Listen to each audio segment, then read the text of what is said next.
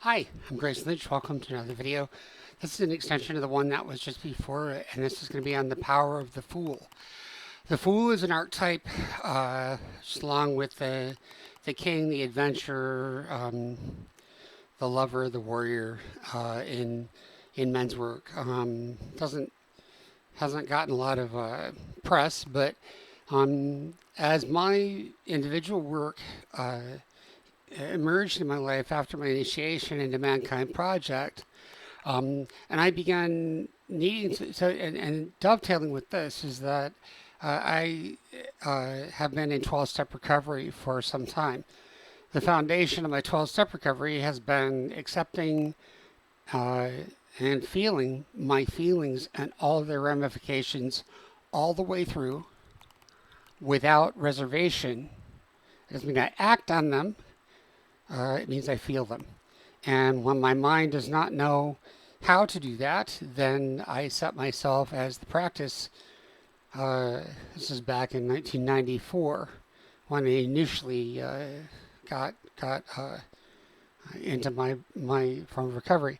That was the task I set myself because I had had a mentor who was the reason I became a writer. He's my writing mentor for my English degree. He also, by the way, studied Robert Bly and introduced me to Bly's uh, mythopoetic work with Iron John, talked about archetypal stuff with Dr. Carl Jung, talked about mythological stuff with Joseph Campbell.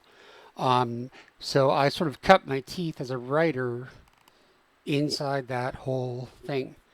And Tony had said early on in my writing education in college at SUNY Brockport, feelings are first, and tell the simple truth. I didn't like them because I thought it was kumbaya horseshit. I had been a math person. I wanted to study writing, but I wanted none of this feeling horseshit. I wanted things to be, like that. But when I began grappling with recovery, post my brain injury, and it would be decades before I got brain rehab, I had not refound how to process in the way I couldn't find my way back to the way I processed before I fell, and I hadn't built a new one. So dealing with how I felt was all I had. For any of you who don't know about brain injuries, sometimes, and very often, and it was true in my case, the emotional range can become extreme. I didn't just get angry; I got completely blindingly enraged. Sometimes I didn't just get afraid. I got completely terrified. I wasn't sad. I was apocalyptically in despair. I wouldn't be ashamed. I would want to do things to my body or like withdraw from the world. So I had the usual feelings, but they could run to the extreme. So living a sober life meant doing without recreational chemistry. And so when I found myself wanting to get a grip on my life, when I couldn't figure out how to restart. I couldn't go through college. My wife and I were breaking up. I didn't understand. I didn't know why I didn't understand. That's the task that I set myself. What if Tony's right? What if feelings are first? Tell the simple truth. And I set myself the task of learning how to be a human being who could feel their feelings and work out how to live from there. I couldn't do anything else. I couldn't do anything useful. So that at least I'll do this. At least I can be in integrity with myself around what I actually feel and tell myself the truth, even if I couldn't talk to other people very well. And then it was only in beginning that task that I found that when I genuinely wanted to do that task, oh my God, I wanted to turn to recreational chemistry to escape.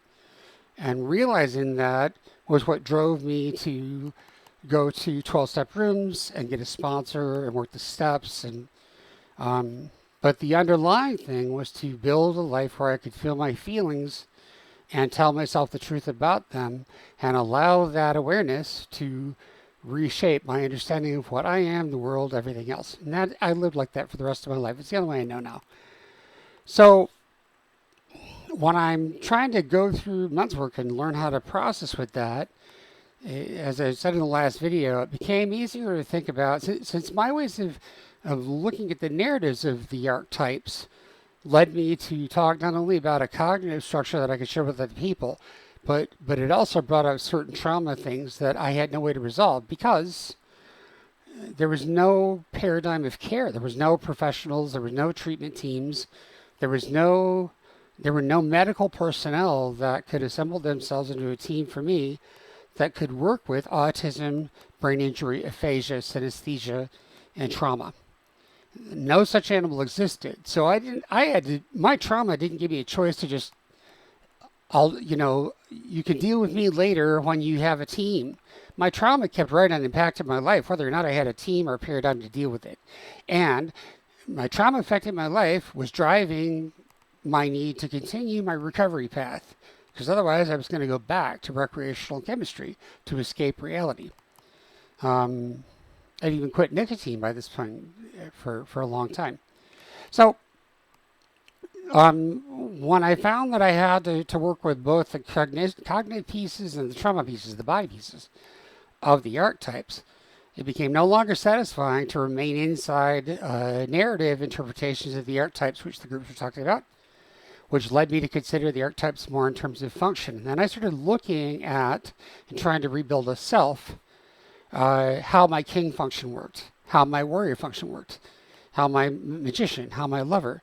And then I started asking myself the question, am I being the kind of, in terms of what a king does, am I the kind of king I want to be? Am I the kind of lover that I want to be? Am I the kind of warrior that I want to be? Am I kind of magician? I'm not about the trickster, but there's a positive side of that. I'm not about the tyrant, but there's a king thing to that. And so without approaching things inside this ego shadow syzygy, where I use the story to attack the kind of king and criticize it or praise it or whatever, that doesn't give me a way to work with it as a function.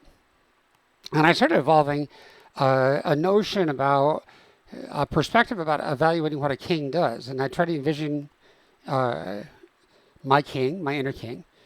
And I got on the idea that if I'm going to be the king that I want to be, the king that I envision as a good king is somebody who goes out and meets his people and gets to know them right down in like the peasant thing. Now, in my case, I was trying to do physical tasks to rebuild my life. I was trying to use exercise and hiking and different things, and I was quickly finding that my joints were not what they were in my 20s. I had chronic pain things. I had all kinds of stuff that would come up with no treatment team for it. And so I made the decision, like, I've got to learn about how my body actually works, and then that connected with the kind of king I wanted to be. I imagined the king going out into the countryside, and I'm going to meet all the peasant people, and I'm going to learn how my elbows work. I'm going to learn what kind of stresses they can take. And I began to evolve the notion that a kingdom is built on the health of the most peasant, like the lowest socioeconomic level people, their health. And it's a really good idea for the king to go out and learn the language of the people in the kingdom. In my case, the different parts of my body, my processes, my way of getting rest, nutrition, hydration, etc. And then it occurred to me that a beautiful perspective from which to evaluate the worth of the king is the fool, the archetype. And not the fool in terms of what he means in the story, but what he means functionally. The beautiful thing about the fool is he doesn't have to have any loyalty to the king. He doesn't have to do that because the power of the fool is that he tells the king the truth.